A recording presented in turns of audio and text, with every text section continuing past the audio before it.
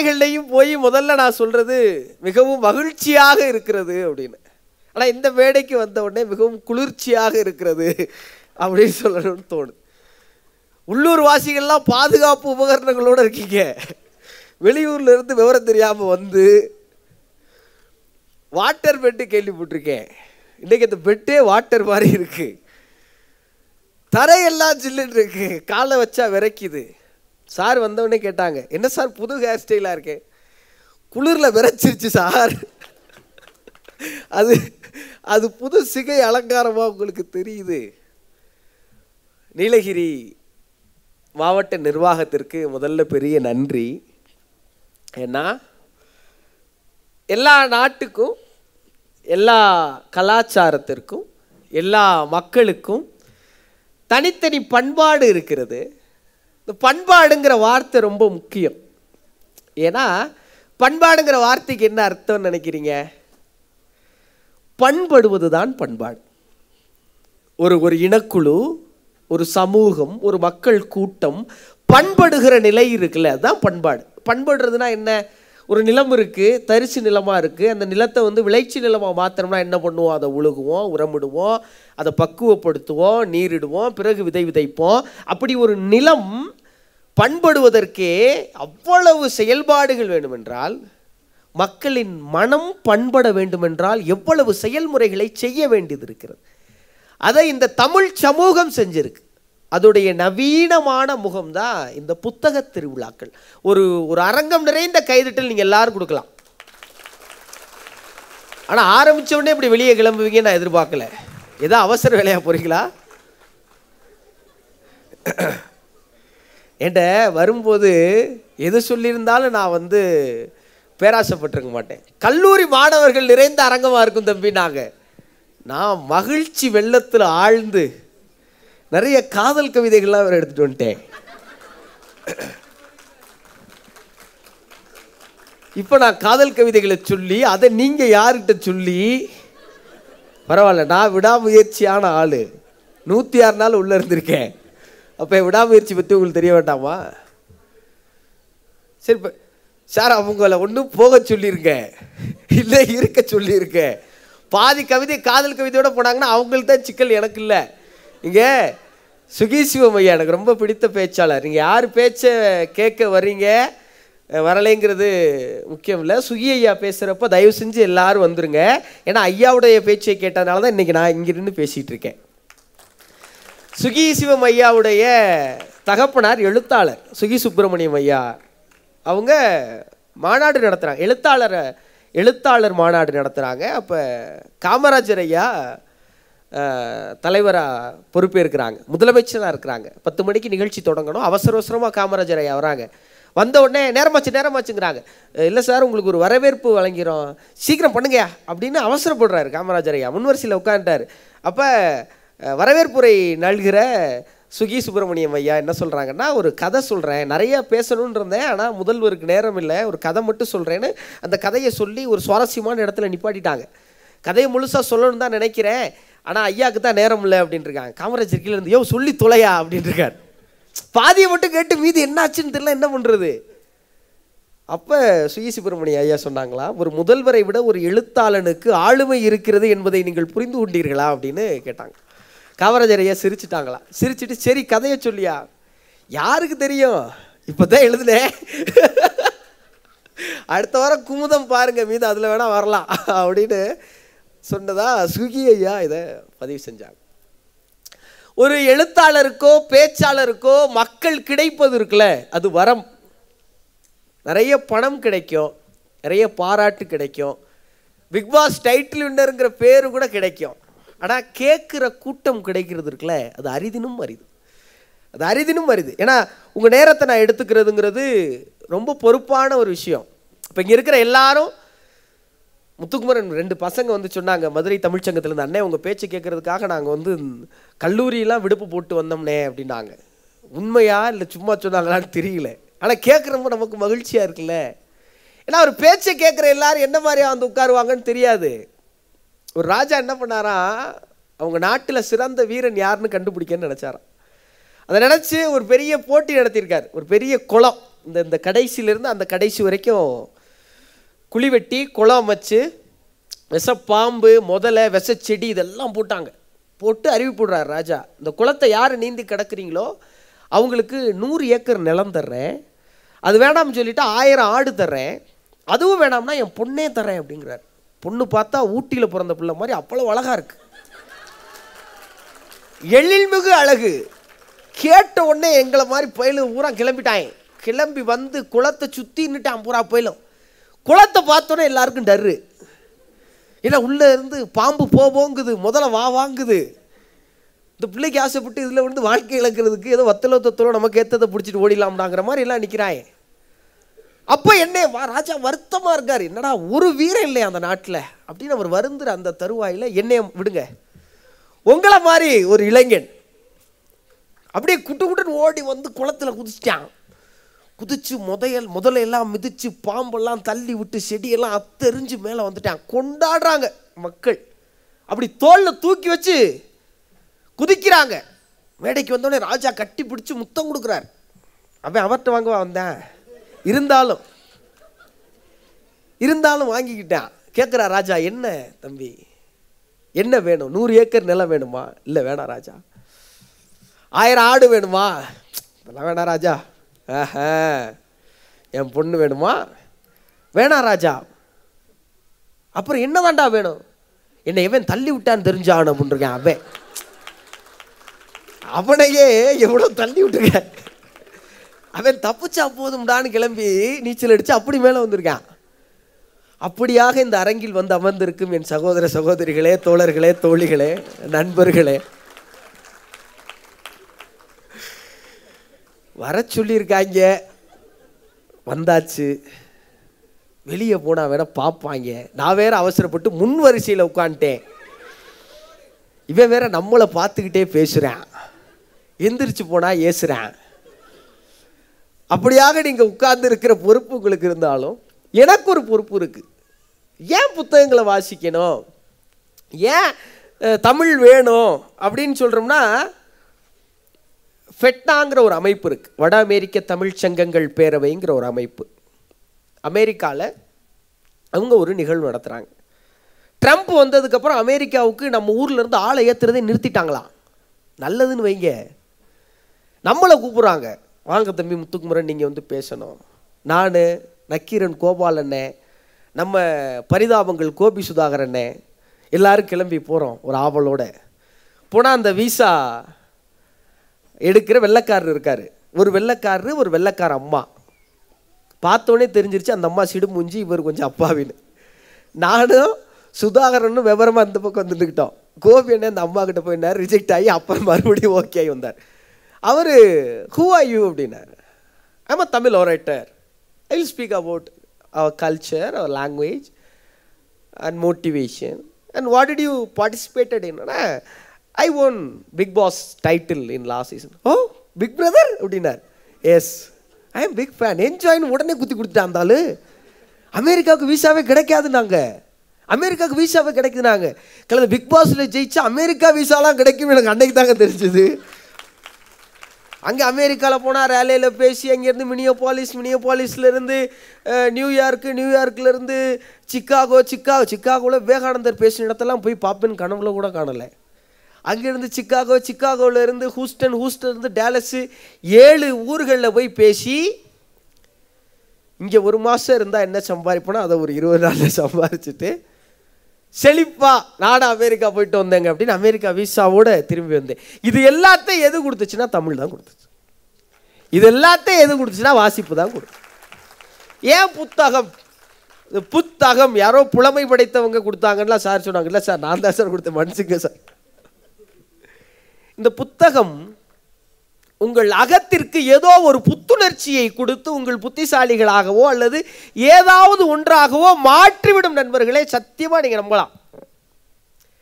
யோசிச்சு பாருங்க. எனக்கே தெரியும், நான் ரொம்ப அழகெல்லாம் கிடையாது. நம்ம ரொம்ப பார்த்தோன்னே அப்படி வசீகரிக்கிற ஆளா கிடையாது. நமக்கு பெரிய ஸ்டார்டம் வேல்யூ இருக்கா? ஒரு கழுதையும் கிடையாது. இல்லை அப்பா பெரியப்பா சொல்லும்படியா? இல்லை, ஒன்றும் கிடையாது, உருப்படி இல்லை. ஆனால் இந்த பிக் பாஸ் நிகழ்ச்சிக்கு போனோடனே கோடிக்கணக்கான மக்கள் வாக்கு செலுத்தி இந்த பையலை ஜெயிக்க வைக்கணும். நாங்களே எதுக்குங்க? இவன் நம்ம மொழி பேசுகிறான்டா, நம்ம மொழியில் நம்ம இது வரைக்கும் படிக்காத ஏதோ ஒன்று இந்த பிள்ளை சொல்லுது, இந்த பிள்ளை என்னத்தையோ வாசிச்சிருக்கு, யார் யாருக்கோ கொடுக்குற போல இவனுக்கு தூக்கி கொடுங்கடா, இவன் நாளைக்கு 4 பேருக்கு நல்லது சொல்லுவாங்கிற நம்பிக்கையை சம்பாதித்தது இருக்குல்ல, அதான் பிக் பாஸ். பிக் பாஸ் போகிறதுக்கும் உள்ளே இருந்ததுக்கும் 106 நாள் ஜெயிச்சதுக்கும் வாசித்தது ரொம்ப முக்கியம். இருக்கட்டும், பிக் பாஸ் வந்ததுக்கப்புறம் இதை வாசிக்காமல் போயிட்டோமே நான் வருந்துறதும் ஒன்று இருக்குது. ஏன் தொடர்ந்து வாசிக்கணுங்கிறதுக்கான அர்த்தம், பிக் பாஸ் நிகழ்ச்சியில் நீங்கள் யாரெல்லாம் பிக் பாஸ் பார்த்தீங்க? நான் வாட்ட பிக் பாஸ்ன்னு ரொம்ப நேரமாக சொல்லி நல்ல வேலை பார்த்துருக்கீங்க, நன்றி. பிக் பாஸ் பார்த்தா நான் உங்களை பார்க்கலன்னு சொல்லிடாதீங்க, பார்த்துருக்கீங்கல்ல. இந்த 3வது வாரத்தில் நன்றி ரொம்ப நேரமாக தூக்குறேன், நன்றி. ஓட்டு போட்டிங்களா? ஆமாம், வாக்குறுதியை நிறைவேற்றுற நிலைமையில் நான் இப்போ இல்லை, பின்னாடி அதை பற்றி பேசுவோம். 3வது வாரம் கில்லர் காயின்னு ஒரு டாஸ்க்கு. நாங்கள் பாய்ஸ்லாம் வெறி கொண்டு, சுனிதான்னு ஒரு பிள்ளை சார், நல்ல பிள்ளை, ஸ்போர்ட்டிவான பிள்ளை, நல்ல வேளை அந்த பிள்ளையை கண்டு நம்ம தப்பிச்சோம். போட்டு மடக்கி அமுக்கி பிதுக்கி ஜெயிச்சிடணுங்கிற வெறியில் என்னென்னமோ பண்ணிட்டோம். வெளியே காரி துப்பியிருக்காங்க மக்கள், வண்டையாக திட்டியிருக்காங்க. இப்படியா விளையாடுறதுன்னு எல்லாரும் கேட்குறாங்க. ஞாயிற்றுக்கிழமை ஆகி போச்சு, சேதுபதி என்ன வந்துட்டாரு, என்ன தம்பி பண்ணீங்கன்னு கேட்குறாங்க. பதில் சொல்ல முடியல, வெக்கி தலை குனிகிறோம். இதுதான் நீ படித்ததா அப்படிங்கிறாங்க. என்ன தப்பு பண்ணணும்னு யோசிச்சுட்டே இருக்கோம். அப்போ சேதுபதி என்ன ஒரு விஷயம் சொல்கிறார். என்ன சொல்கிறாரு, இங்கே இருக்கிற போட்டிகள்லாம் எதுக்கு வைக்கிறோம்னு நினைக்கிறீங்கன்னு கேட்டார். பிக் பாஸில் போட்டி எதுக்கு வைப்பாங்க? எதுக்கு? ஜெயிக்கிறதுக்கு. உங்களுக்கு என்டர்டெயின்மெண்ட்டு, அடி வாங்குறதாக தானே. எதுக்கு வைக்கிறாங்க பிக் பாஸில் போட்டியெல்லாம்? ஜெயிக்கிறதுக்கு. இப்போ ஜெயிக்கிறதுக்கு அப்படின்னு நாங்கள் சொன்னோம். அவர் இல்லைன்னு சொன்னார். என்ன சொன்னார்? இல்லை, ஜெயிக்கிறதுக்கு இல்லைன்னா அப்புறம் எதுக்கு? நீ இந்த விளையாட்டை எப்படி அணுகிறன்னு பார்க்கறதுக்குன்னார். நீ கைதட்டணும் இந்த வார்த்தைக்கு.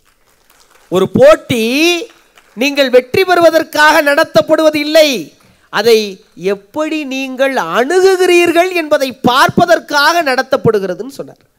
வெளியே வந்ததுக்கப்புறம் புத்தரோட ஒரு வாசகத்தை வாசிக்கிறேன். அதுவும் விஜய் சேதுபதி என்ன சொன்னது ஒரே மாதிரியா இருக்குது. ஒருவேளை நான் முன்னாடியே புத்தனை வாசித்து விட்டு சென்றிருந்தால் அந்த போட்டியிலும் நற்பெயர் வாங்கியிருப்பேன். புத்தன் என்ன சொல்றாரு, நீங்கள் இலக்கை அடைந்தது எவ்வளவு முக்கியமோ, நல்லா கவனிங்க, நீங்கள் இலக்கை அடைவது எவ்வளவு முக்கியமோ அந்த இலக்கை அடைவதற்கு நீங்கள் தேர்ந்தெடுத்த பாதையும் மிக மிக முக்கியம்னு புத்தர் சொல்றார்.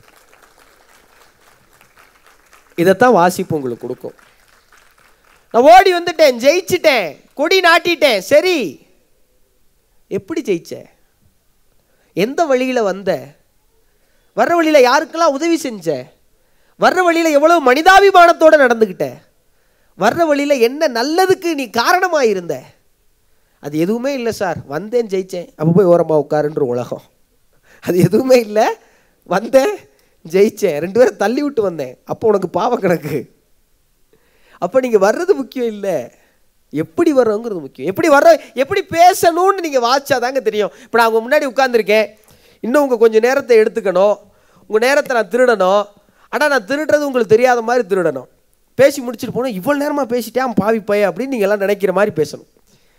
இது வள்ளுவர் சொல்கிறாரு, எப்படி பேசணும்னா ஒரு பேச்சாளர், கேட்டார் பிணிக்கும் தகைவாய் கேளாரும் வேட்பு மொழிவதாம் சொல் அப்படிங்கிறார். கேட்டார் பிணிக்கும் தகைவாய்ங்கிறார். கேட்டார் பிணிக்கும்னா கேட்குற ஆளை கட்டி போடுற மாதிரி பேசணுமா.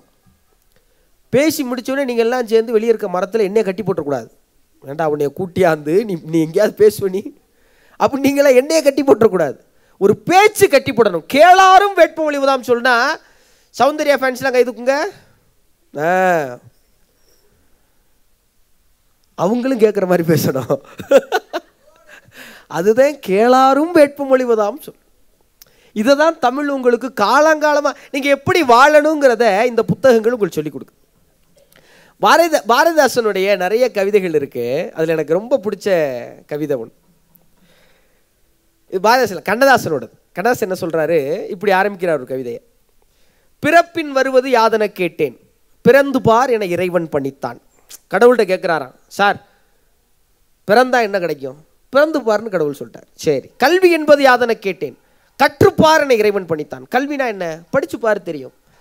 அறிவனப்படுவது யாதனை கேட்டேன், அறிந்து பார் என இறைவன் பணித்தான். பசி என்பது யாதனை கேட்டேன், பற்றுப்பார் என இறைவன் பணித்தான். வறுமை என்பது யாதனை கேட்டேன், வற்றிப்பார் என இறைவன் பணித்தான். மனையால் சுகமெனில் யாதனை கேட்டேன், மணந்து பார் என இறைவன் பணித்தான். பிள்ளை என்பது யாதனை கேட்டேன், பெற்றுப்பார் என இறைவன் பணித்தான். சாவின் பின்னது யாதனை கேட்டேன், செத்துப்பார் என இறைவன் பணித்தான். கோவம் வந்துருச்சு இவருக்கு. அனுபவித்து அறிவதுதான் வாழ்க்கை என்றால் ஆண்டவா நீ எதற்கு என்று கேட்டேன். ஆண்டவன் சற்றே அருகில் வந்து அந்த அனுபவமே நான் தான் என்றான் அப்படின்னு சொல்றான். சரி, அனுபவித்து அறிவதுதான் வாழ்க்கை. அப்ப அந்த அனுபவத்தை எங்கிருந்து பெறுவீங்க? எல்லா பள்ளத்தையும் விழுந்தெந்திரிச்சே தான் தெரிஞ்சுக்கிறதுவா? எல்லா இடர்களையும் தடுக்கி விழுந்தே தான் தெரிஞ்சுக்க முடியுமா? எல்லா மேடுகளையும் முட்டித்தான் தெரிஞ்சுக்குவீங்களா? அதுக்கான வாய்ப்பும் வயதும் இல்லையே. 40 வயதில் 50 வயதில் 60 வயதில் ஒரு சிலர் செஞ்ச சாதனையை நான் 20களில் செய்யணும்னு விரும்புகிறோம்ல. இப்போ அதுதானே இங்கே இருக்கிற எல்லாருக்குமான விருப்பம். அடுத்த 10 ஆண்டுகளில் அடைய வேண்டிய வளர்ச்சியையும் உயர்வையும் நற்பெயரையும் பொருளையும் புகழையும் அடுத்த 5 ஆண்டுகளில் நான் பெறுவது எப்படி? 10 வருஷம் ஒருத்தன் வளர்ந்த உயரத்தை நான் 2 வருஷத்தில் போய் நினைக்கிறேன் சார். அப்போ என்ன பண்ணணும்? அதுக்கு அவன் என்ன செஞ்சாங்கிறத படிக்கணும். அவன் எந்த குழியில் குதிச்சு எந்திரிச்சாங்கிறத தெரிஞ்சா அந்த குதியை தாவி போயிடலாம்ல. அவன் எந்த பள்ளத்தில் படுத்து எந்திரிச்சான்னு தெரிஞ்சா நம்ம அந்த பள்ளத்தில் பதுங்கி ஓடிடலாம்ல. அதுக்கு வாசிக்கணும். இங்கே இருக்கிற பள்ளி கல்லூரி மாணவர்கள் தான் புத்தகங்கள் வாங்கி வாசிக்கணும், இல்லை பெற்றோரும் வாசிக்கணும். வீட்டில் போய் என்ன பேசுவீங்க பிள்ளைகள்கிட்ட? இன்றைக்கி பெற்றோர்கள் பிள்ளைகிட்ட பேசுகிறதே குறைஞ்சி போச்சு. ஏன்னா அவன் செல்ஃபோன் விட்டு நகர மாட்டான். சரி, அவன் தான் செல்ஃபோன் விட்டு நகர மாட்டான், நம்மளும் செல்ஃபோன் விட்டு நகர்றதில்லை. ஏய் ஃபோனில் ரீல்ஸ்லாம் பார்க்காத அப்படின்னு அம்மா கண்ணெடுக்காமல் சொல்லுது. அந்த ரீல்ஸில் வருது, உதட்டை சிகப்பாக்க வேண்டுமா, எலுமிச்சம்பழத்தில் கொஞ்சம் சர்க்கரையை புளிந்து உதட்டில் தேய்த்து திரும்பி பார்க்கும்போது பிள்ளை எலுமிச்சம்பழத்து நிற்கிது, வாமா சேர்ந்து தேய்ப்போம். உண்மையாக போய் எல்லார் வீட்டிலும் இந்த வருஷம் நடக்கிறதானே? யார் வீட்டில் நடக்கலை? என் பிள்ளை படிக்க மாட்டேங்குது, என் பிள்ளை படிக்க மாட்டேங்குது. படிக்கிறதுக்கான சூழலை நீங்கள் எங்கே ஏற்படுத்தி கொடுத்தீங்க? எனக்கு ஒரு 10-11 வயது இருக்கும்போது எனக்கு பெரிய மேஜர் சர்ஜரி நடந்தது. ஒரு 2 ஆண்டு நான் மருத்துவமனையில் அனுமதிக்கப்பட்டிருந்தேன். அந்த 2 ஆண்டும் என் தாய் என் அருகாமையில் அமர்ந்து ஒரு 20-30 புத்தகங்களை தொடர்ந்து வாசித்திருப்பாள். ஒரு 20-30 புத்தகங்களை தொடர்ந்து வாசித்திருப்பாள். அது என் காதில் எங்கேயோ விழுந்ததுனாலே என்னவோ இன்றைக்கி நான் தப்பிச்சு பொழைச்சி இந்த மேடையில் வந்து நிற்கிறேன். ஒருவேளை என் தாய் தொலைக்காட்சியில் அழுகாட்சி சீரியல்களை பார்த்து கொண்டிருந்தால் இன்று என் வாழ்வும் அழுகாட்சி சீரியலாகத்தான் இருந்திருக்கும். இப்படி ஒரு அறிஞனாக மேடையில் வந்து நின்று பேசிக்கொண்டிருந்திருக்க மாட்டேன். அதுக்கு தான் வாசிக்கணுங்கிற.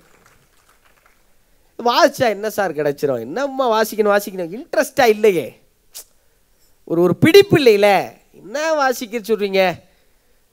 கடுப்பாக இருக்கா இல்லையா? கடுப்பாக இருக்கா இல்லையா? சரி, நான் சில விஷயங்களை வாசிக்கிறேன். நான் உங்களுக்காக எடுத்துகிட்டு வந்திருக்கிற சில சுவாரஸ்யங்களை வாசிக்கிறேன். இதை வாசிக்கிறதுக்கு எப்படி இருக்குது அப்படின்னு நீங்கள் சொல்லுங்கள்.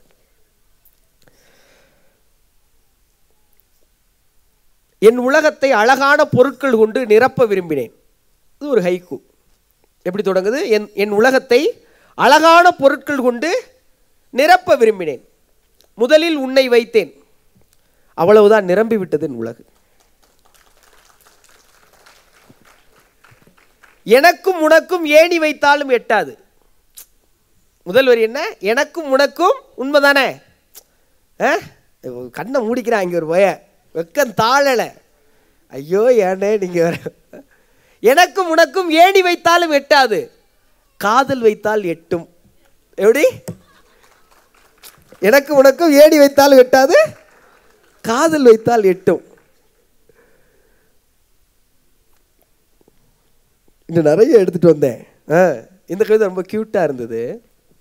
ஒரு அப்பா எழுதுகிறார், என் மனைவியையும் மகளையும் பாப்பா என்று தான் அழைக்கிறேன். இல்லை, சில வீடுகளில் நடக்குது இல்லை, ஒய்ஃபையும் அவர் எப்படி கூப்பிட்றாரு? பாப்பான்னு கூப்பிட்றாரு. குழந்தையும் எப்படி கூப்பிட்றாரு? பாப்பான்னு. என் மனைவியையும் மகளையும் பாப்பா என்று தான் அழைக்கிறேன். ஆனால் ஒரே பாப்பாவில் 2 பாப்பாக்களுக்கும் தெரிந்து விடுகிறது எந்த பாப்பாவை அழைக்கிறேன் என்று. நான் காஃபி குடிச்சிருக்கும் போது பாப்பான்னு கூப்பிட்டா நான் மனைவியை கூப்பிட்றேன்னா மகளை கூப்பிட்றேன்னா உங்களுக்கு தெரிஞ்சிருது. நான் டிவி பார்க்கும்போது பாப்பான்னு கூப்பிட்டேன்னா மகளை கூப்பிட்றேன்னா மனைவியை கூப்பிட்றேன்னா உங்களுக்கு தெரிஞ்சு. அது எப்படி சார் தெரியுது? இப்போ இதை வாசிக்கிற ஒரு கணவன் அலுவலகத்திலேருந்து கிளம்புறீங்க சார், இன்றைக்கி மேலதிகாரி உங்களை வசப்பாடிட்டாரு, சரியான டென்ஷனில் இருக்கீங்க, அப்படியே வீட்டுக்கு போய் இன்றைக்கி யார்கிட்ட காட்ட முடியும்? வீட்டை மாட்டு தான் காட்ட முடியும். வாசலில் மயனோ மகளை உட்காந்து விளையாட்டுக்கிட்டு அவனுக்கு ஒரு மிதி விடலாம். இப்படித்தானே நம்ம கோவத்தை காட்ட முடியும். இப்படி நினச்சிட்டு போகும்போது இந்த கவிதையை வாசிச்சுட்டு வீட்டுக்குள்ளே போனால் எப்படி இருக்கும்?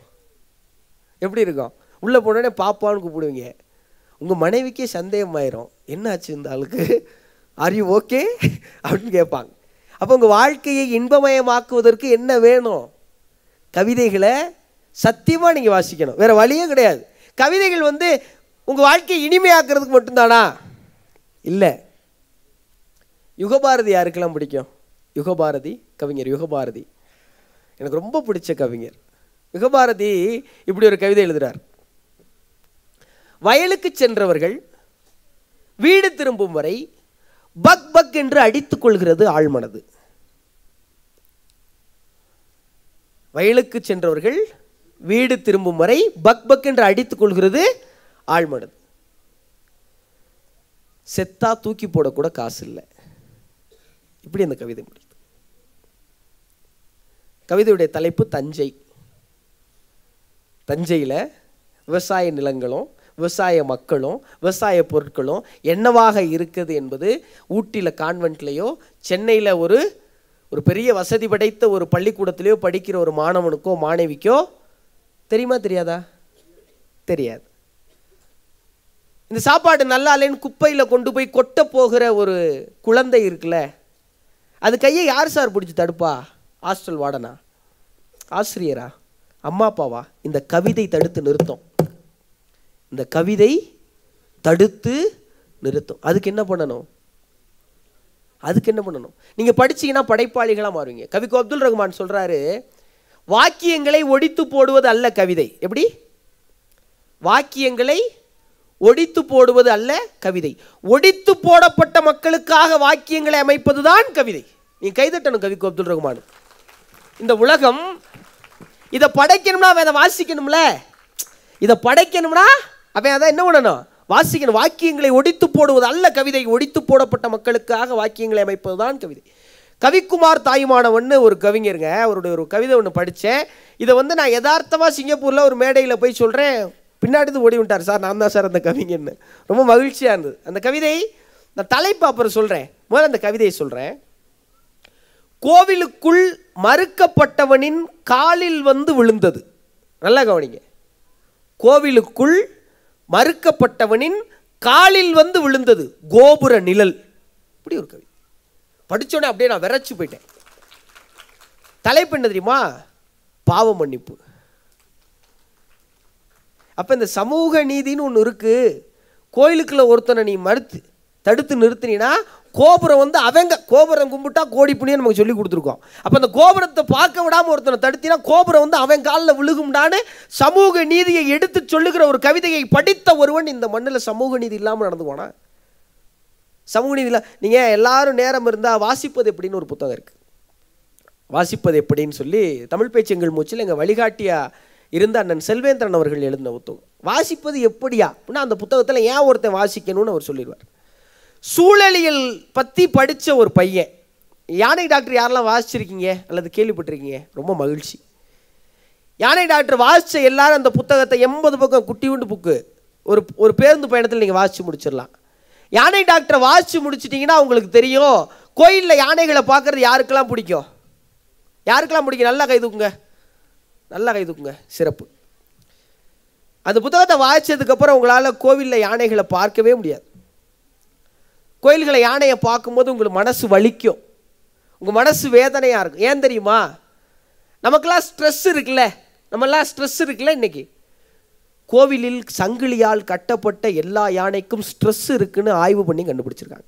எப்படி, ஏன், எதற்கு, எப்படின்னு சுஜாதாவோட ஒரு தொடர் வந்தது. ஒரு புத்தகமாகவே இருக்குது. நீங்கள் பள்ளி மாணவர்கள் வாய்ப்பு இருந்தால் அதை வாங்கி படிங்க, ரொம்ப சுவாரஸ்யமாக இருக்கும். நீங்கள் தெரிஞ்சுக்க வேண்டிய நிறைய விஷயங்கள் இருக்கும். அதில் ஒரு கேள்வி வந்தது, என்னென்னா மிக சாதுவாக இருக்கிற ஒரு யானைக்கு எப்படி மதம் பிடிக்கிறது? மதம் பிடித்து விட்டால் எப்படி யானை தன்னை வளர்த்த பாகனையே மிதித்து கொள்கிறது அப்படின்னு ஒரு கேள்வி. யானை யார் வளர்க்குறா? பாகன். இப்போ பாகன் எவ்வளோ நல்லவர், அந்த பாகனை யானை மிதித்து கொள்ளலாமா? எல்லாத்திற்கும் அறிவியலோடு பதில் சொல்லுகிற சுஜாதா உணர்வு பூர்வமாக ஒரு பதில் சொல்லியிருந்தார். கால்களை சங்கிலியால் கட்டி அரை வயிற்றுக்கு கவளம் கொடுத்து இணை யானைகளை கண்ணிலே காட்டாமல் 10 ரூபாய்க்காக பச்சிலம் குழந்தைகளுக்கு ஆசீர்வாதம் செய்ய சொல்லுகிறவன் பாகனாக இருந்தால் அவனை மிதிக்காமல் யானை என்ன செய்யும்னு அந்த கேள்வி. கவிக்கோட இன்னொரு கவிதை தான். துதிக்கையை நீட்டி யானை உங்களிடம் கேட்பது காசுகளை அல்ல காடுகளைன்னு அந்த கவிதை முடிஞ்சது. துதிக்கைகளை நீட்டி யானைகள் உங்களிடம் கேட்பது காசுகளை அல்ல காடுகளை. அந்த கவிஞர் பேர் மறந்துட்டேன். காடு பிரித்து, காதல் பிரித்து, காமம் பிரித்து பிச்சை எடுக்க சொல்லுகிற சூழலில் ஒரு யானைக்கு நீங்கள் 10 ரூபாய் கொடுத்தால் அது உங்களுக்கு ஆசீர்வாதம் செய்யும் என்றா நம்புகிறீர்கள் அப்படின்னு ஒரு கவிதை. இந்த யானை டாக்டர் புத்தகத்தை வாசித்த எந்த ஒரு இளைஞனும் காடுகளுக்குள் பீர் பாட்டில்களை எரிந்து விட்டு வரவே மாட்டான். நம்ம காலில் ஒரு முள்ளு குத்திருச்சு, எடுக்க முடியலன்னா அப்படிங்க இருக்கும். எடுக்க முடியலன்னா அப்படி இருக்கும். யானையின் கால்களில் குத்தப்படுகிற பீர் பாட்டில்கள் யானைகளை வாழவே விடுவதில்லை. யானைகளை வாழவே விடுவதில்லை. இப்படியான கவிதைகளை படிக்கிற கவிக்கு அப்துல் ரஹ்மான் இன்னொரு கவிதையும் படைக்கிறாருங்க. என்னை எல்லோரும் கேட்கிறார்கள், ஏன் காதலை பற்றி எழுதுகிறீர்கள்? பிரச்சனைகளை பற்றி எழுதுங்கள். காதலை விட பெரிய பிரச்சனை என்ன இருக்கிறது?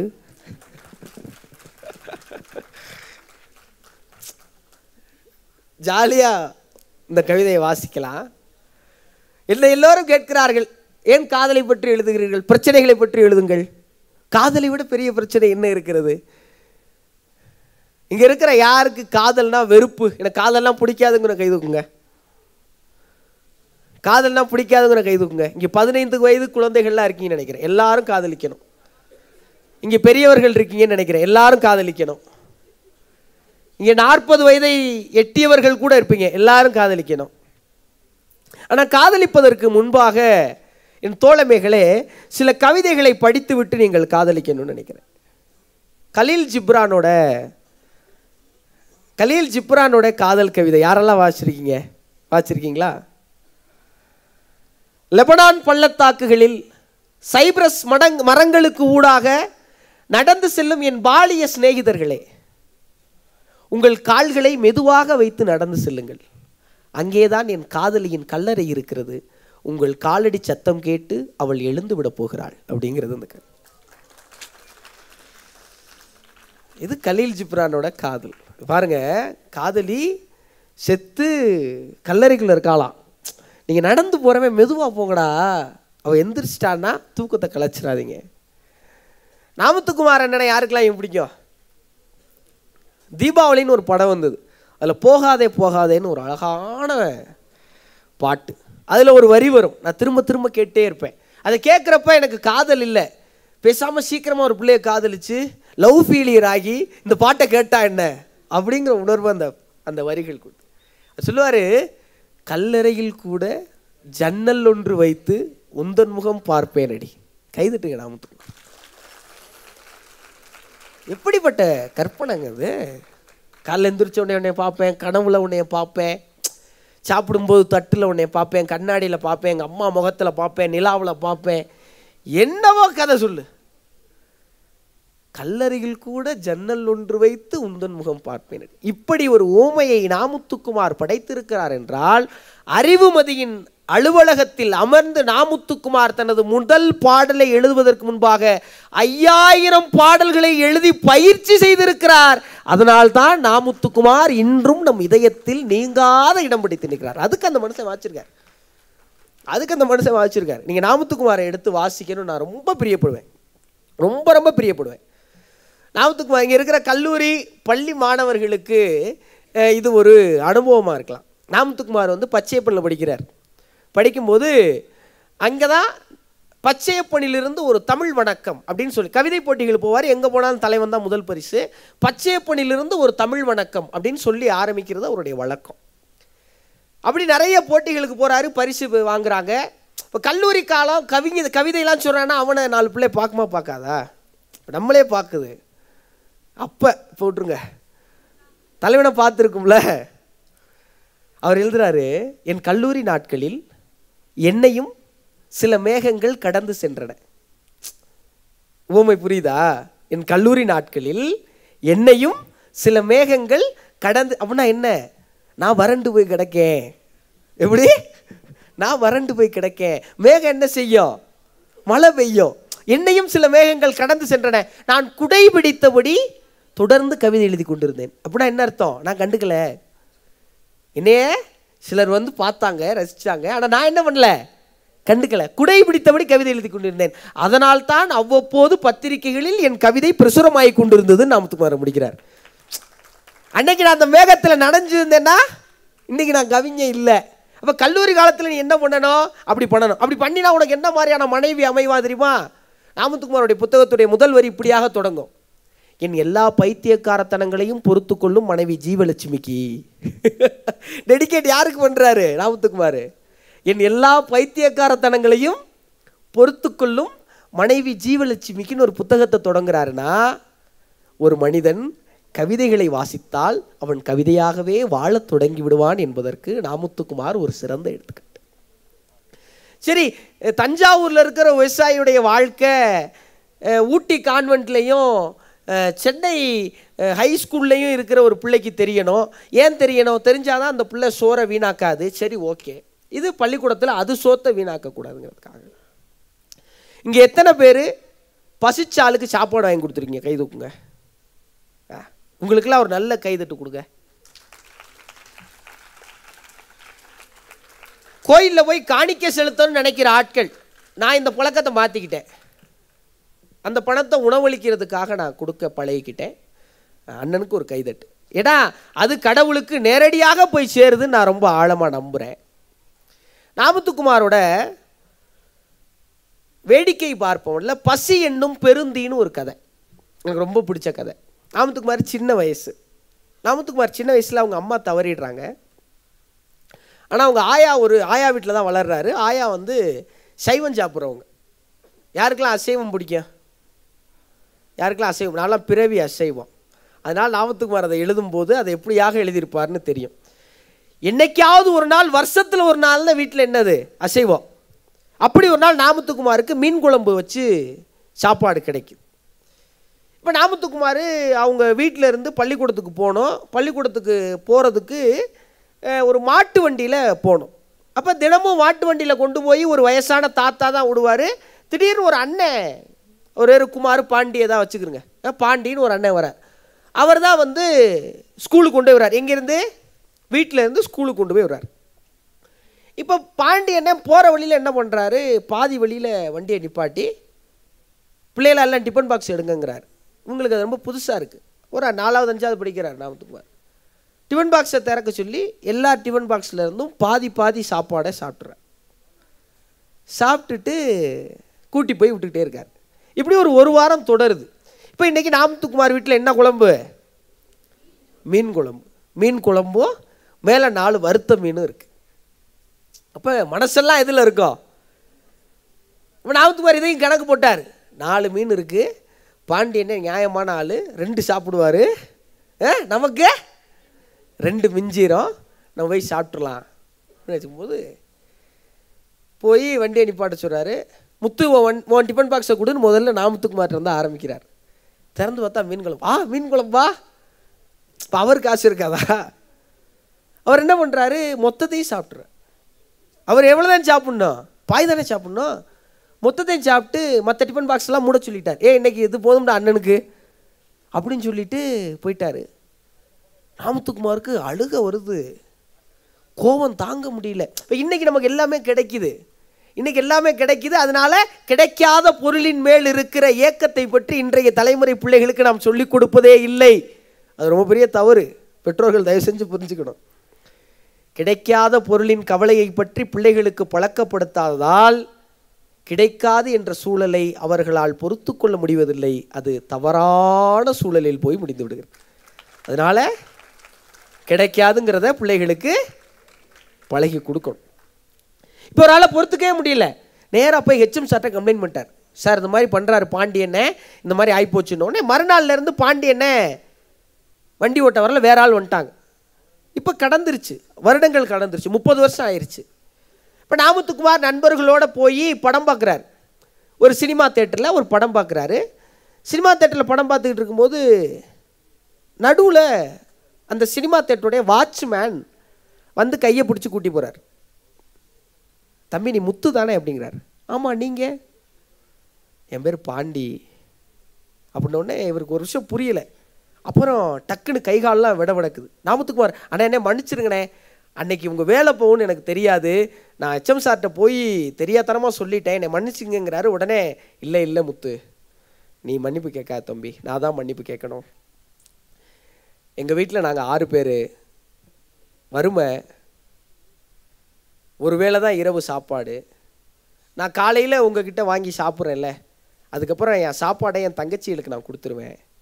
அந்த ஒரு வேளை தான் மொத்த சாப்பாடுமே எனக்கு ஒரு நாளைக்கு, அதனால தான் உங்கள் சாப்பாடில் கை வச்சிட்டேன், என்னை மன்னிச்சுக்குங்க அப்படின்னு அந்த வாட்ச்மேன் சொல்கிறார்.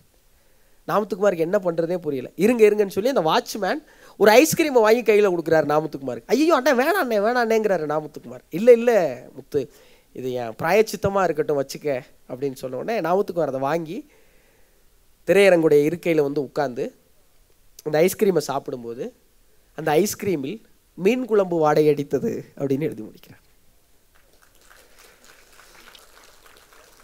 சிறு பிள்ளைகளுடைய டிஃபன் பாக்ஸில் இருந்து ஒருவன் உணவை எடுத்து சாப்பிட்டு இருக்கிறான் என்றால் பசி எவ்வளவு கொடுமையாக இருக்கும். அந்த சிறுகதையை எழுதுறதுக்கு முன்னாடி நாமத்துக்குமார் இதை எழுதுவார், ஒரு கவிதை. அது வந்து தமிழ்ச்செல்வனோட வெயிலோடு போய் அப்படிங்கிற சிறுகதை தொகுப்பில் இருக்கிற வார்த்தை. நின்று பார்த்தேன், உட்கார்ந்து பார்த்தேன், சப்பனக்காலிட்டு அமர்ந்தேன், குத்துக்கால் அமர்ந்து பார்த்தேன், எப்படி உட்கார்ந்தும் பசித்தது அப்படின்னு அந்த கவிதை. சுயம்பலிங்கத்தோட ஒரு கவிதை இருக்கு. கை இல்லாத, கால் இல்லாத, உறுப்புகள் அறுபட்ட மனுஷங்க இருக்காங்க, வயிறு இல்லாத மனுஷனே இல்லைன்னு அந்த வயிறு இல்லாத, உண்மை தானே, கை இல்லாத, கால் இல்லாத, உறுப்பு அறுபட்ட, கண் பார்வை இல்லாத, பேச முடியாத, பல்வேறு குறைபாடுகளோடு இங்கே மனிதர்கள் இருக்கிறாங்க. வயிறு இல்லாத மனுஷன் இருக்கானா? வயிறு இல்லாத மனுஷன். இதை வாசிக்கிற பொழுது ஒருபோதும் உங்கள் உணவை நீங்கள் வீணாக்க மாட்டீர்கள். ஒருபோதும் உங்கள் பிள்ளைகள் அவர்களது உணவை வீணாக்க மாட்டார்கள். யாருக்காவது உணவு இல்லைன்னு சொல்லும்போது அதை கொடுக்கிற மனசு அவர்களுக்கு தானாக வந்துவிட வேண்டும் என்றால் நீங்கள் நிச்சயமாக வாசிக்க வேண்டும். சரி, மறுபடியும் காதலுக்கு வந்துருவோமா? யாருக்கெல்லாம் பாப் மார்லி தெரியும்? பெருமை கொள்கிறேன். பாப் மார்லி தெரியாத ஆள்லாம் கைதுக்குங்க. அங்க ஒரு ப்ரொஃபஸர் பரிதாபமாக கைதுக்குறார். You are so innocent sir. Bob Marley இந்த உலகத்தை பார்த்து ஒரு கேள்வி எழுப்புறான். காதலிக்க தயாராக இருக்கிற எல்லா பெண்களும் தெரிந்து கொள்ள வேண்டிய கவிதை இது. சரிங்களா? இந்த கேள்வி ஒருவேளை கொஞ்சம் உங்களுக்கு ஐயரமாக இருக்கலாம், கொஞ்சம் ஆபாசமாக கூட தெரியலாம். ஆனால் அது ரொம்ப முக்கியமான ஒரு கேள்வி. ஒரு பெண்ணின் உடலின் அழகான வளைவு எதுன்னு பாப் மார்லி கேட்குறான். கேட்டது பாப் மார்லி இப்போ வில்லங்கமாக இருக்குன்னு நினைக்கலாம்ல. என்ன கேள்வி? என்னது? ஒரு பெண்ணின் உடலின் அழகான வளைவு எது? இப்போ நம்ம கற்பனை எங்கெங்கேயோ போகும்ல, எங்கெங்கேயோ போகுதுல கற்பனை. பாப் மார்லி பதில் சொல்கிறான், புன்னகை அப்படி.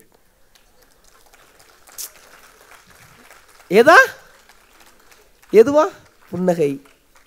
அப்போ காதலிக்க தயாராகிற பெண்கள் உங்கள் அழகான வளைவான புன்னகையை எவன் முதலில் ரசிக்க தொடங்குகிறானோ அவனை காதலிக்க தயாராகுங்கிறது தான் வாசிப்பு உங்கள் வாழ்க்கைக்கு என்ன கொடுக்குங்கிறதுக்கான பதில். சேகுவாரம் யாருக்கெல்லாம் தெரியும்? சேகுவாரம் சேகுவாரை தெரியாத ஆள் கை தூக்குங்க. சரி, அடுத்த தலைமுறை பிள்ளைகளோ அல்லது இந்த தலைமுறையில் இருக்கவங்களோ சேகுவாரோ போய் படிங்க. சேகுவாரை வந்து இப்போ ஒரு புரட்சியாளன்னு நம்ம யாரை நினைப்போம்? தனது ஊருக்காக, தனது மொழிக்காக, தனது மக்களுக்காக, தனது சமூகத்திற்காக, தனது நாட்டிற்காக போராடுவன புரட்சியாளன், போராளி நம்ம நம்புவோம். ஆனால் தான் பிறக்காத, தனக்கு சம்பந்தமே இல்லாத ஏதோ ஒரு நாட்டிற்கு சென்று போராடி புரட்சி செய்து உயிரை கொடுக்கும் சூழல் வரும் வரை நின்று அந்த நாட்டிற்கு சுதந்திரத்தை பெற்று கொடுத்த பின்பு, அந்த நாட்டுடைய நிதியமைச்சர் பதவி கையில் கிடைத்த பின்பு, இது எனக்கு வேணாம், வேற ஒரு நாடு கஷ்டப்படுது, நான் அந்த நாட்டுக்காக போராட போறேன்னு ஒருத்தன் கிளம்பி போனான். அவன் தான் சேகுவார். என் இலக்கு வெற்றி அல்ல, புரட்சி என்று முடிவு செய்து ஒருத்தன் வாழ்ந்தான். சேகுவாரவை கடைசியாக கொல்ல போறாங்க, ஒரு ஆப்பிரிக்க நாடு. அந்த இடத்த பார்த்துட்டு சேகுவாரை கேட்குறான், இது என்ன இடம் அப்படின்னு கேட்குறான். அப்போ சேகுவாரை கொலை செய்ய வந்திருக்கிற அந்த வீரர்கள் சொல்கிறாங்க, இது ஒரு பள்ளிக்கூடம்னு சொல்கிறாங்க. அந்த இடம் ரொம்ப செதஞ்சு போயிருக்கு, அந்த இடம் ரொம்ப இடர்பாடுகளோடு இருக்குது, அது பாலடைஞ்சு போயிருக்கு, சாக போகிறான், நெத்தி பொட்டில் துப்பாக்கி இருக்குது. சேகுவாரை சொல்கிறேன், நான் ஒருவேளை இப்போ தப்பிச்சிட்டேன்னா என் முதல் வேலை இந்த பள்ளிக்கூடத்தை சரி பண்ணுறது தாண்டா அப்படின்னு சொன்னான். முதல் வேலை இந்த பள்ளிக்கூடத்தை சரி பண்ணுறது தாண்டா. யாருக்கெல்லாம் நம்ம வாழ்க்கையில் தைரியம் சொல்லுவாங்க? நம்ம சொந்தக்காரங்களுக்கு, அண்ணன் தம்பிக்கு, பிள்ளைக்கு, அப்பா அம்மாவுக்கு, உறவினர்களுக்கு, நண்பர்களுக்கு. சேகுவாரா தன்னை சுட வந்த அந்த வீரனுக்கு தைரியம் சொல்கிறான், டேய் கையாடுது பாரு, ஒழுங்கா பிடிச்சி சுடுறாங்கிறான். எப்படி சேகுவாரா? டேய் கையாடுது பாரு, ஒழுங்கா பிடிச்சி சுடுறான். நீ சுடுவது இந்த உலகத்தின் ஆகச்சிறந்த வீரனை என்பதால் தைரியமாக சுடு என்று தன்னை சுட வந்தவனுக்கு தைரியம் சொன்ன சேகுவாராவை நீங்கள் வாசித்து விட்டீர்கள் என்றால் பயமா எனக்கா அப்படின்னு எந்த சூழலே உங்களால் சிரிக்க முடியும் மனசார. இப்படிப்பட்ட புரட்சியாளன் சேகுவாரா ஒரு கேள்வி கேட்குறான். சேகுவாரா கேட்குறான், இந்த உலகத்தில் அழகான ஆண் யாருன்னு கேள்வி வைக்கிறாங்க. எப்படி? இந்த உலகத்தோட அழகான ஆண் யாரு? பொதுவாக பெண்களை தான் அழகான பெண்கள்னு சொல்லுவோம், ஆண்களை வந்து கம்பீரத்தோட தானே ஒப்பிடுவோம். அழகான ஆண்னு சொல்லுவோமா? சொல்ல மாட்டோம்ல. ஆனால் சேகுவாரை கேட்குறேன், யார் அழகான ஆண்? பதில் மறுபடியும் சேகுவாரவே சொல்கிறேன், ஒரு பெண் யார் முன்பாக சுதந்திரமாக நடனமாட முடிகிறதோ, ஒரு பெண் யார் முன்பாக தயக்கமின்றி பாட முடிகிறதோ, ஒரு பெண் யார் முன்பாக தைரியமாக பேச முடிகிறதோ அவன்தான் இந்த உலகில் அழகான ஆண் அப்படின்னு சேகுவாரா சொல்ற. ஒரு பொண்ணு எப்ப சுதந்திரமா நடனமாடுவா? எதுக்கு இருக்கு ஆள் நம்மளை தப்பா பார்க்க மாட்டாங்கிற நம்பிக்கை வரும்போது தான் என்ன பண்ணுவா? சுதந்திரமா நடனமாடுவா. எதிரில் இருக்கிற ஆண் நம்மளை கிரிட்டிசைஸ் பண்ண மாட்டான், மட்டம் தட்ட மாட்டான்னு தெரியும் போது தான் தைரியமாக பாடுவா. எதிரில் இருக்கிற ஆண் நம்மளை ஒருபோதும் ஜட்ஜ் பண்ண மாட்டான்னு நம்பிக்கை வரும்போது தான் தைரியமாக பேசுவான். எவன் இந்த மூணையும் செய்கிறானோ அவன் தான் அழகான ஆண். அப்படிப்பட்ட ஆணைத்தான் பெண் தேடணும்னு சேகுவாரா சொல்கிறேன். இந்த கவிதையை படித்த பின்பாக பெண்கள் தவறான துணையை தேடி துன்பப்பட மாட்டாத சூழல் உருவாகணும்னா நீங்கள் என்ன பண்ணணும்? வாசிக்கணும். இன்றைய சூழலில் ஆண்களும் பெண்களும் கவிதை படிச்சுட்டு தான் வாசிக்கணுங்கிறது கம்பல்சரின்னு நான் சொல்லுவேன். ஏன் தெரியுமா? இந்த கவிதை ரொம்ப உலுக்கி போட்ட ஒரு கவிதை. எல்லாரும் ஆண்கள் பெண்கள்னு எல்லாருமே கேட்க வேண்டிய கவிதை. அவள் முதலாக ஒரு கொலையை பார்க்கிறாள். அவள் முதலாக ஒரு கொலையை பார்க்கிறாள். துடித்து கொண்டிருப்பவன் அவளது காதலனாக இருக்கிறான். 3 பேர் கை கால்களை கெட்டியாக பிடித்து கொண்டு ஒரு ஆப்பிளை அறுப்பது போல குரல் வளையை நரநரவென அறுத்தார்கள். அவர்கள் குற்றவாளிகள் அல்ல என்று அவள் நீதிமன்றத்தில் சாட்சி சொன்னாள். அவன் என் காதலனே அல்ல என்றும் வாக்குமூலம் கொடுத்தாள். காதல் நீதிமன்றத்தின் முதல் வரிசையில் தான் அமர்ந்திருந்தது. அது இது போல் எத்தனையோ பார்த்து விட்டது அப்படின்னு அந்த கவிதை முடியுது. இப்போ இந்த கவிதை எதை சொல்ல வருதுன்னு உங்கள் எல்லாருக்கும் புரியுது தானே? இந்த கவிதை எதை சொல்ல வருதுன்னு எல்லாருக்கும் புரியுது தானே? டே பரமா படிடா, கவிதைக்கு இந்த டே பரமா படிடான்னு கவிதை. இந்த கவிதையை படித்த ஒரு இளைஞன் 1 லட்சம் ரூபா சம்பளம், கோல்டு மெடலிஸ்ட்டு, அம்மா அரசு பணி, ஆனாலும் காதலியின் தம்பியின் கைகளால் கொலையுண்ட ஒரு சகோதரனை கொஞ்ச நாளைக்கு முன்னாடி தானே பார்த்தோம். ஒருவேளை இந்த கவிதையை படிச்சிருந்தா கவின் சாகாமல் இருந்திருப்பானோ? ஒருவேளை இந்த கவிதையை படிச்சிருந்தா அந்த பொண்ணு வேணான்னு சொல்லியிருக்குமோ? ஒருவேளை அவர்கள் நண்பர்கள் யாராவது இந்த கவிதையை படித்திருந்தால் அவர்களை தடுத்து நிறுத்தி இருப்பார்களோ? இந்த மண்ணில் ஒரு உயிர் அநியாயமாக போகாமல் இருந்திருக்குமோ?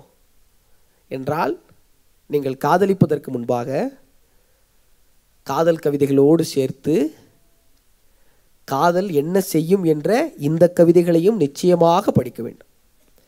நிச்சயமாக படிக்க வேண்டும் என்று நிறைய இருக்குது உங்கள்கிட்ட பேசுறதுக்கு. எக்கச்சக்கமாக எடுத்துகிட்டு வந்திருக்கேன். இதை பேசுறது தான் தெரியல. ஒரு புத்தகம் என்ன செஞ்சிடும் அப்படின்னு நான் 2-3 உதாரணங்களை சொல்லிட்டு இந்த உரையை நிறைவு செய்யலான்னு விரும்புகிறேன். காந்தி கிட்ட கேட்குறாங்க, நீங்கள் எப்போ அகிம்சையை கற்றுக்கிட்டீங்க? இந்த கேள்வி இருக்குல்ல. ஏன்னா அகிம்சையை வச்சு காந்தியை பற்றி சொல்லும்போது சொல்லுவாங்க, ஒரு விளக்காரர் சொன்னாராம், அவன் கை துப்பாக்கியை காட்டியிருந்தால் நான் இயந்திர துப்பாக்கியை காட்டியிருப்பேன். அவன் இயந்திர துப்பாக்கியை எடுத்து வந்திருந்தால் நான் பீரங்கியை கொண்டு வந்திருப்பேன். அவன் பீரங்கியை கொண்டு வந்திருந்தால் நான் அணு ஆயுதங்களை ஏவி இருப்பேன். அவன் அகிம்சையை கொண்டு வந்து விட்டான், நான் எதை கொண்டு எதிர்ப்பது அப்படின்னு காந்திக்கு சொல்லுவான். இப்போ இப்படிப்பட்ட காந்தி அகிம்சையை எங்கே கற்றுக்கிட்டாரு? அகிம்சையை எங்கே படித்தாரு? காந்தி சொல்கிறாரு, காந்திக்கு 13-14 வயசு, எல்லா அயோக்கியத்தனமும் பண்ணியிருக்கார். எப்படி? காந்தி எல்லா அயோக்கியத்தனமும் பண்ணியிருக்காரு. திருடி இருக்காரு, பொய் சொல்லியிருக்கிறாரு, மது அருந்தி இருக்கிறாரு, புகைப்பிடித்து இருக்கிறார், எல்லாம் பண்ணியிருக்காரு. ஆனால் காந்தி வீட்டில் பாருங்கள், டெய்லி ஒரு ஆள் காலையில் வந்து ராமாயணம் வாச்சிட்டு போவாராம். கேட்குறாரு, கேட்கல, டெய்லி வந்து என்ன பண்ணுவாராம், ராமாயணத்தை வாச்சிட்டு போவாராம். என்னடா இதுன்னு சொல்லி ஒரு நாள் காந்தியாக பார்த்து, இந்த ராமனை பற்றி திணைக்கு நம்மகிட்ட சொல்கிறாங்க, ராமன் நல்லவனாக இருக்கேன், உண்மை பொய்யெல்லாம் விடுங்க, புராணத்தில் ஒருத்தனை நல்லவனாக காட்டியாச்சு, நல்லவனாக இருந்துக்கிட்டே இருக்கேன். அவன் நல்லவனா? நல்ல வேலை காந்தி கடைசி வரைக்கும் படிக்கல, படிச்சுருந்தா காந்தி கூட மாறி இருக்கலாம். சரி விடுங்க, நான் வேறு எதோ பேசிகிட்டு இருக்கேன். நல்லவனாவே ஒருத்தனை பற்றி சொல்லிக்கிட்டே இருக்காங்க. ஏன்னா நம்ம ரொம்ப தப்பு பண்ணுறோமே, நம்ம திருந்தினா என்ன அப்படின்னு காந்திக்கு ஒரு யோசனை வருது. காந்தி என்ன பண்ணுறாரு, ஒரு கடிதம் எழுதுறாரு. யாருக்கு? அப்பாவுக்கு. அப்பா, இந்த மாதிரி நான் இந்த தவறுகள்லாம் பண்ணுறேன்ப்பா, ஆனால் தினைக்கு நீங்கள் இப்படி ஒரு கதை சொல்லி என்னை வந்து இது பண்ணிட்டே இருக்கீங்கப்பா, எனக்கு ரொம்ப சிரமமாக இருக்குப்பா, என்னை மன்னிச்சிருங்கப்பா அப்படின்னு. ஒரு மகன் செய்த தவறுகள் எதெல்லாம் அப்பாவுக்கு தெரியக்கூடாதோ, ஒரு மகன் செஞ்சதா ஒரு தப்பு எதெல்லாம் அப்பாவுக்கு தெரியவே கூடாதோ அது எல்லாத்தையும் காந்தி எழுதிட்டார். எழுதி அதை போஸ்ட் ஆஃபீஸில் போட்டார். போட்டு வீட்டுக்கு வந்தால் கை காலெலாம் நடுங்குது. கொஞ்சம் அவசரப்பட்டப்போ லெட்ரு வீட்டுக்கு வந்துருச்சு. காந்தியோடைய அப்பா எடுத்து வாசிக்கிறாரு. எதிர்த்தாப்புல காந்தியை நிப்பாட்டி வச்சிருக்கிறாரு. காந்திக்கு பயம். வாசிச்சு முடிச்சோடனே அப்பா பெரம்பால் அடிப்பாரோ, வீட்டை விட்டு துரத்தி விட்டுருவாரோ, சோறு போட மாட்டாரோ, பெருசாக தண்டிச்சிருவாரோ. சத்திய சோதனை புத்தகத்தில் காந்தி இவ்வாறாக எழுதி முடிக்கிறார். என் அப்பா அந்த கடிதத்தை படித்து முடித்துவிட்டு மடித்து வைத்துவிட்டு 2 துளி கண்ணீர் சிந்தினார். அவ்வளவுதான் நான் திருந்தி விட்டேன். 2 துளி கண்ணீர் சிந்தினார்.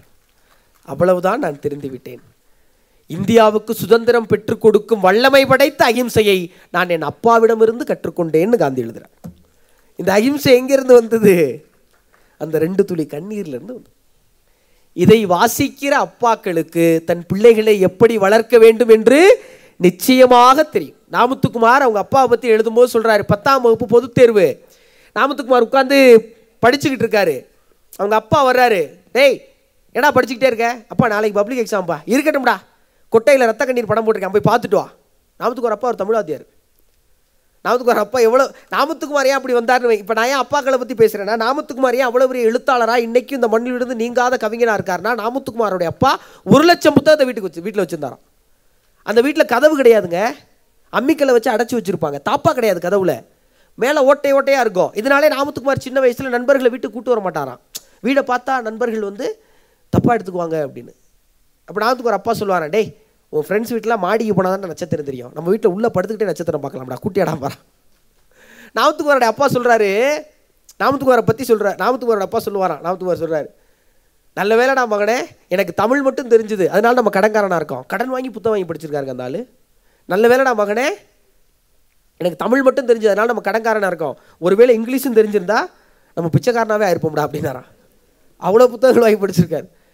இதை நாமத்துக்குமார் மையன்ட்ட ஆதவன்ட்ட புலம்புறாரு, உங்கள் தாத்தா வந்து கடன் வாங்கி படித்த புத்தகத்துடைய எல்லா கடனையும் நான் தான்ப்பா அடைச்சேன் அப்படின்னு நாமத்துக்குமார் சொல்கிறார். ஒரு என்ன தாத்தா போய் பேரண்ட்டை கம்ப்ளைண்ட் பண்ணுறது நீங்கள் நினைக்கலாம். ஒரு புத்தகம் என்ன செய்யும் தெரியுமா? ஆதவன் சொல்கிறாரு நாமத்துக்குமார்ட்ட, நல்ல விஷயம் தானப்பா, நீயும் கடன் வாங்கி படி, அந்த கடனை நான் அடைக்கிறேன். 6 வயது ஆதவன் அதை சொல்லியிருக்கார். இது தாத்தா கிட்ட இருந்தானே வரும். நாமத்துக்குமார் உடைய அப்பா வந்து போடா ரத்த கண்ணீர் படம் பார்த்துட்டு வாடான்னு சொன்ன உடனே நாமத்துக்குமார் சொன்னாரா, இல்லைப்பா நான் படிக்கிறேன் பாண்டு உட்காந்து படிக்கிறாராம். இதை எழுதும்போது எழுதுறாரு, அணிலாடும் ஒன்றில், ஒருவேளை அன்று நீங்கள் டேய் படங்கிடத்துக்கு போகக்கூடாது உட்காந்து படிக்கணும் என்று சொல்லியிருந்தால் நிச்சயமாக நான் படத்துக்கு தான் போயிருப்பேன், நிச்சயமாக நான் படத்திற்கு தான் போயிருப்பேன். நாமத்துக்குமாருக்கு 17-18 வயசு. நண்பர்களோட காஞ்சிபுரத்துக்கு போய், காஞ்சிபுரத்தில் இருந்து மாமல்லபுரம் போய் வேடிக்கை பார்க்கணும்னு ஆசை. கடற்கரையை நண்பர்கள்லாம் போகிறாங்க சைக்கிளில் 60 கிலோமீட்ரு. வீட்டில் ஒத்துக்கலை. நாமத்துக்குமார் அப்பா போயிட்டு வாடான்ட்டார். எல்லாரும் கிளம்பி சைக்கிளில் போயிட்டாங்க. போய் கடற்கரையை ரசித்து பார்த்துக்கிட்டு இருக்கார் நாமத்துக்குமார். திரும்பி பார்த்தா அப்பா வந்து நிற்கிறார். என்னப்பா நீங்கள் வந்துட்டீங்க அப்படின்னு. இல்லைடா உன்னை தனியாக ஓட ஒரு மாதிரியாக இருந்துச்சுடான்னு சொல்லிட்டு நாமத்துக்குமார் அப்பா ஓட்டுறாரு, நாமத்துக்குமார் பின்னாடி உட்காந்துருக்கார். எங்கேருந்து? மாமல்லபுரத்துலேருந்து 60 கிலோமீட்டர் காஞ்சிபுரத்துக்கு சைக்கிள் ஓட்டிகிட்டே வராங்க. நண்பர்களோடு பேசிக்கிட்டே வந்துகிட்டே இருக்காங்க. நாமத்துக்குமாரோட அப்பா எப்போயுமே நாமத்துக்குமார் சைக்கிள் ஓட்ட விட்டதே இல்லையா, எப்போயுமே உட்கார வச்சு இவர் தான் ஓட்டு வரான். நாமத்துக்குமாரோட அப்பா தவறிட்டார். அஸ்தியை கரைக்கிறதுக்காக மாமல்லபுரம் போகிறாங்க. அஸ்தியை கரைச்சிட்டு அதே பாதையில் திரும்பி வராங்க. அன்று நான் கடந்து வந்த பாதை என் வாழ்வில் நான் கடக்கவே முடியாத பாதை அப்பா அப்படின்னு எழுது. இதை வாசித்த பிறகு எந்த மகன் தன் அப்பாவை எதிர்த்து பேச முடியும்? எந்த மகன் தன் அப்பாவிற்கு துரோகம் விளைக்க முடியும்? எந்த மகன் சொத்து கேட்டு அப்பாவிடம் நிற்க முடியும்? எந்த மகன் அப்பாவை முதியோர் இல்லத்தில் சேர்க்க முடியும்? இந்த வாரம் செய்தி படித்தேன். 2 பசங்க, 2 குட்டி பசங்க. ஒருத்தன் அம்மாவை கத்திரிக்கோளால் கழுத்தில் குத்திட்டான். இன்னொரு பையன் வயல்காட்டில் அம்மாவை கொலை செஞ்சுட்டான். படிடான்னு சொன்னதுக்காக இந்த 2 பேர் அதை பண்ணியிருக்காங்க. தமிழ்நாட்டில் நடக்குது. ஏன் ஏன் அவர்களுக்குள் நாம் செலுத்த வேண்டிய இளமை பருவத்தின் கவிதைகளை, வாக்கியங்களை, வாசகங்களை, புத்தகங்களை நாம் கொடுக்க மறந்ததனால் ஏற்பட்ட விளைவுகள் இது. முதலாய் அம்மாவுக்குன்னு வைரமுத்து புகழின் உச்சிக்கு போனதுக்கப்புறம் எழுதினார் இந்த கவிதையை. அதில் ரொம்ப சுவாரஸ்யமாக ஒன்று வரும். கதன்னு களிக்கிண்டி களிக்குள்ள குழி வெட்டி நல்லெண்ண கருப்பட்டி கலந்து தருவாயே, தொண்டையில் அது இறங்கும் சுகமான இளஞ்சூடு மண்டையில் இன்னும் மசமசன்னு நிற்கிதம்மா. தித்திக்க சமைச்சாலும் திட்டிக்கிட்டே சமைச்சாலும் கத்திரிக்காய் நெய் வெடியும், கருவாடு தேன் ஒழுகும், தேங்காய் கோழி குழம்பு மேலே மிதக்கும் தேங்காய் சில்லுக்கு தேகமெல்லாம் எச்சி ஊறும், கொத்தமல்லி 2 வச்சு குறுமிளகு சேர்த்து வச்சு சீரகமும் சிறுமிளகும் அம்மி அரைச்சி கொலன்னு வலிக்கையில் அம்மி மணக்கும், அடுத்ததொரு மனம் மணக்கும். சொல்லும்போது நமக்கு எச்சிலாம் ஊறுது இல்லை. இப்படி எழுதிட்டு உள்ளே எழுதுவார், கண்ணுகாது மூக்கோட கருப்பா ஒரு பிண்டம் இடப்பக்கம் கிடக்கையில் என்னென்ன நினச்சிருப்பேன். கண்ணுகாது மூக்கோட கருப்பா ஒரு பிண்டம் இடப்பக்கம் கிடக்கையில் என்னென்ன நினச்சிருப்பேன். கத்தி எடுப்பவனோ, களவாட பிறந்தவனோ, ஊரையாள வந்திருக்கும் தாசில்தாரி வந்தானோ, இந்த விவரங்கள் ஏதொன்னும் தெரியாமல் நெஞ்சூட்டி வளர்த்த உடனே நினச்சா அழுக வரும்னு எழுதுவார். அதானங்க அம்மா. கண்ணுகாது மூக்கோட கருப்பாக ஒரு பிண்டம் இடப்பக்கம் கிடக்கையில் என்னென்ன நினச்சிருப்போம். பிறக்கும் போது யாருக்கு தெரியும்? கத்தி எடுப்பவனோ களவாட பிறந்தவனோ ஊரையாள வந்திருக்கும் தாசில்தாரி வந்தானோ. எதுக்கு களவாட போகிறானா, கத்தி எடுக்க போகிறானா, கொலை செய்ய போகிறானா, தீவிரவாதியாக போகிறானா, இல்லை பேசி எல்லாரையும் கொல்ல போகிறானா தெரியாதே. இந்த விவரங்கள் ஏதொன்னும் தெரியாமல் நெஞ்சு ஊட்டி வளர்த்த ஒன்றை நினச்சா அழுக வரும். இது அந்த 2 சிறார்களும் படித்திருந்தால் அவங்க அம்மாவை கொலை செஞ்சுருப்பாங்க நினைக்கிறீங்களா?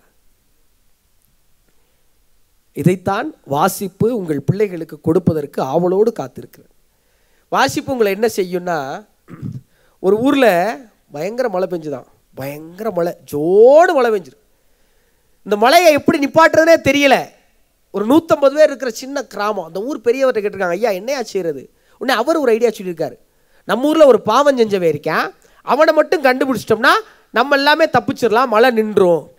எப்படி கண்டுபிடிக்கிறது? ஊர் மண்டபத்தில் எல்லாம் கூட்டிட்டாங்க. இந்த மாதிரி ஒரு மண்டபத்தில் 150 பேர் இருக்காங்க.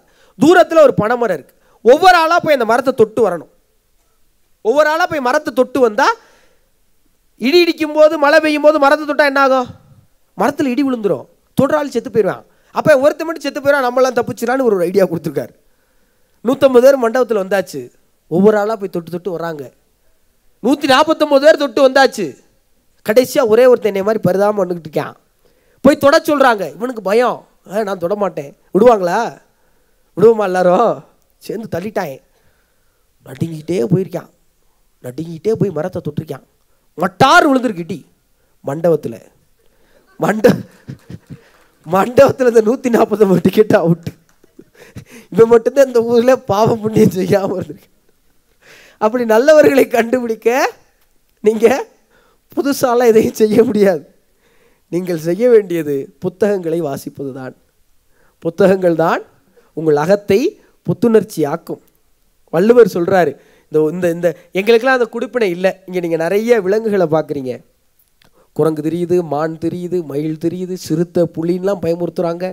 இன்னும் ஒன்றையும் பார்க்கல. யானை, காட்டு மாடு எல்லாம் தெரியுது. இப்போ அதுகளுக்கு நமக்கு என்னங்க வித்தியாசம்?